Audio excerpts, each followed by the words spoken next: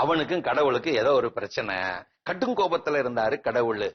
ஏதோ ஒரு சூழல் அவர் முன் போய் நின்றான். இவன் கண்டதும் கடுகடுப்பானார் கடவுள்.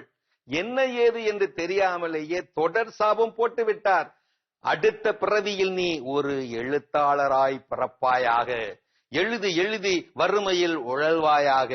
ஒரு புறம் வறுமையை ஓட்ட வயிறு வளர்க்க எழுதுவாயாக, இன்னொரு புறம் கலைப்பசிக்காக எழுதியே ஆக வேண்டும் என்று எழுதி எழுதி நேரத்தை விரயம் செய்வாயாக. உன்னை சுற்றியுள்ள அறிவு ஜீவிகளே உன்னிடம் அறிவு கொள்ளையடிப்பார்களாக. உன்னை எழுதச் சொல்லி ஏவி விட்டு விட்டு உன் எழுத்துக்கு ஆதரவு தராமல் எட்டி நின்று அவர்கள் எள்ளி நகையாடுவார்களாக.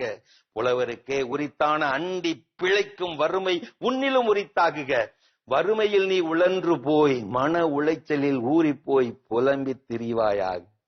சாபத்தை கேட்ட அந்த மனிதன் முகம் வெளிரி போனான். வெளிரி போய் சொன்னான், என்ன அடுத்த பிறவியில் போயும் போயும் நான் ஒரு எழுத்தாளனா? என்ன கொடுமையான சாபம் இது!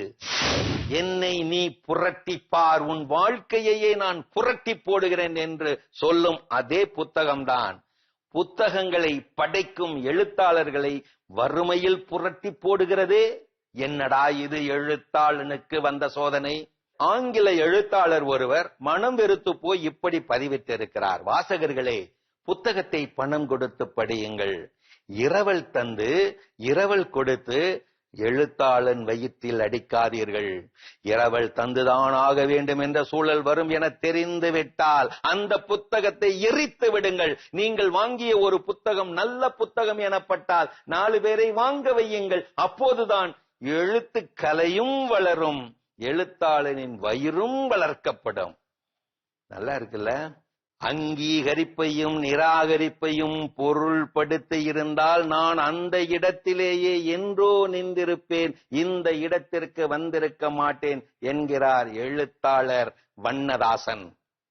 வீடில்லா புத்தகங்களை மனம் வெறுத்து பார்க்கின்றேன் தெருவோர கடைகளிலே. புத்தகமில்லா வீடுகளை பரிதாபமாக பார்க்கிறேன், உளம் வெறுத்து போகிறேன். எழுதி வரும் எழுத்தாளனாகிய நானும் மனம் வெறுத்து கிடக்கிறேன் வீடில்லாமல்.